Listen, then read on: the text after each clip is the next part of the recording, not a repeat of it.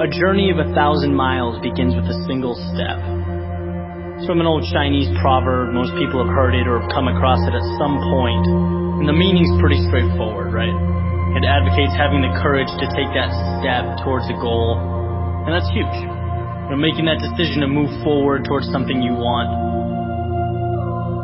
But it's what happens immediately following that first step that I'm interested in. What happens when the journey's begun? And it's you and your goal, and all of a sudden you realize how long that road ahead really is. This is a turning point for a lot of people. And those who can succeed are able to take their daunting, intimidating goal or journey and see it for what it really is. Just a bunch of small, manageable tasks strung together. When you look at why people quit, a lot of the time it's because they were overwhelmed by their goals and ambitions.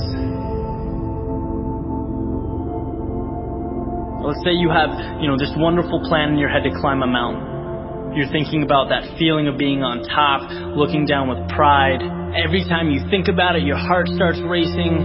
So you pack your stuff, you make your way down to the base of the mountain, and then you look up. Different ball game, right? Now the entire mountain's in front of you, and you realize that that's no small feat. That is when people walk away. When they aren't able to see a challenge as a sum of tiny steps, they see it as a crazy, impossible task. It's like saying you want to be the next Tom Brady or Kobe Bryant. It's a tall mountain to climb. It's like trying to hit a target from a mile away.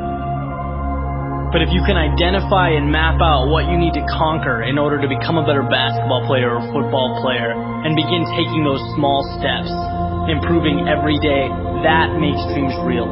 That's what gives goals life. The ability to see your objective not as a marathon, but as a series of little 400-meter stretches. Stepping stones.